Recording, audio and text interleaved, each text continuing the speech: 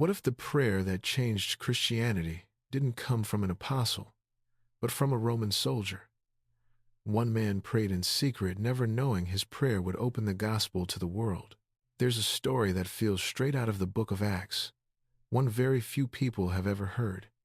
But if it had happened, it would shake the way we understand grace. A foreign warrior outside the covenant people, with no bloodline, no religious status, no right to step into holy things. And yet, heaven thought differently. Our main character isn't Jewish. He wears the uniform of a different empire, living in a world where faith is measured by origin, not by the heart.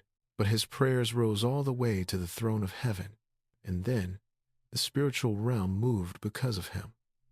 This is the story of a soldier who surprised heaven, a man who proved that God doesn't look at armor, he looks at faith. And by the end of this story, you'll come face to face with a biblical truth so powerful it can completely change the way you see God's grace. Get ready, because what happened in this soldier's house wasn't just a miracle. It was the moment the gospel crossed every border. Aureliana was a coastal city, strong, crowded, salty with sea wind, and loud with the sound of horses on stone. The power of the Arcad Empire was felt everywhere. Guard posts at the gates, banners on the towers, armor flashing under the sun. And there lived a man named Seren Kale, about 42 years old, commander of a cavalry unit called White Storm. Exactly 120 men under his authority. The world looked at him and saw discipline, power, influence. But there was something the world couldn't see. While other soldiers chased glory and wealth, Seren chased God. No covenant temple, no priest to guide him, no lineage to boast in. But he had what many religious people of his era lacked most: a real heart.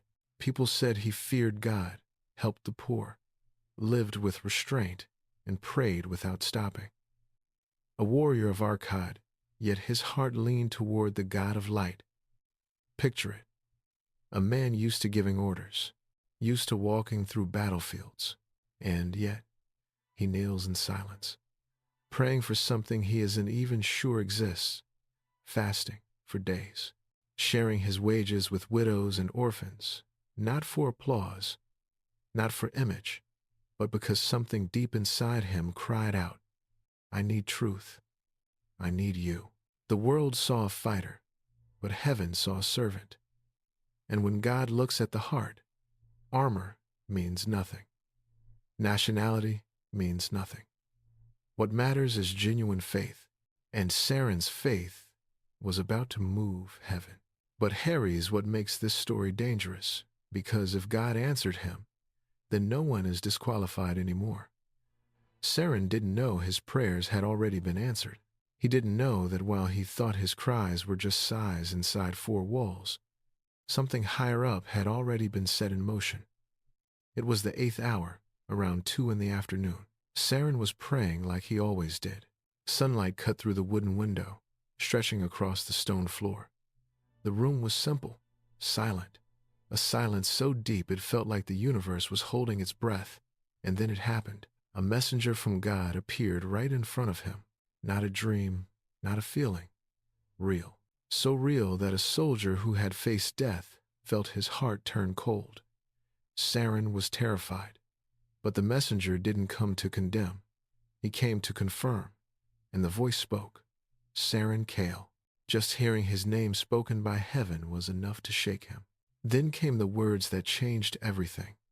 Your prayers and your generosity have risen as a memorial before God. Stop and think about that.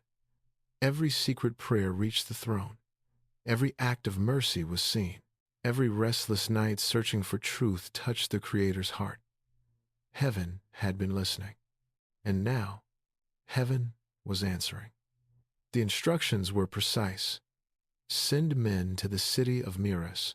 Call for Yohanan, known as the Witness, as staying with Elior, the netmaker, near the southern pier. God left nothing to chance. Seren didn't ask why. He didn't hesitate. He obeyed. But while his men walked the dusty road south, God was already moving in another direction. Because when God moves, he moves everywhere at once. Miraz was smaller, quieter, and there lived Yohanan, about 58 years old, a man who had followed the Redeemer, who had seen miracles, and yet still carried old boundaries in his heart. He stayed with Eliar, a net maker, an occupation considered unclean by many, and that alone was a sign. Something was already changing. Yohanan didn't know about Saren, didn't know men were coming, but God knew. Midpoint hook. What Saren didn't know was this. God was about to challenge the beliefs of his own people because of a Gentile's prayer. Two worlds were about to collide, and the next vision wouldn't be given to the soldier, but to the man who thought he already understood God. The next day, Yohanan went up to the roof to pray. He was hungry. Food was being prepared below, and in that moment between physical hunger and spiritual seeking, God spoke. He saw heaven open, a great sheet descending, creatures once forbidden. Then the voice, "Get up, kill and eat." "No, Lord." 3 times, and 3 times heaven answered, "Do not call unclean what God has made clean." This wasn't about food. It was about people. God shows no favoritism. The gospel has no borders. Before Yohanan could process the vision, 3 men stood at the gate, and the Spirit spoke. "I sent them." Suddenly, everything made sense. The vision, the soldier, the message. Yohanan crossed the line, and history followed. When Yohanan entered Saren's house, Saren fell to his knees, a commander bowing before a fisherman. But Yohanan lifted him up. "I am only a man." And then the unthinkable happened. A Jew entered a Gentile house. Walls collapsed, and Saren spoke. "We are all here, ready to hear everything God has commanded." Yohanan preached Christ. Not ritual, not lineage. Faith, forgiveness, by belief alone, and hearts opened. What happened next had never happened before, and once it did, Christianity could never go back. While Yohanan was still speaking, the Holy Spirit fell. No ritual, no permission. Heaven acted. Gentiles filled with the Spirit.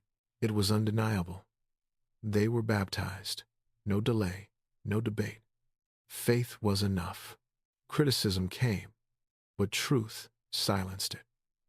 God has granted life to the nations. God isn't looking for perfection. He's looking for sincerity. God wasn't looking for someone perfect. He was looking for someone available. And if heaven listened to a soldier like Saren, it may already be listening to you. If this story touched you, say it with me. My faith will surprise heaven.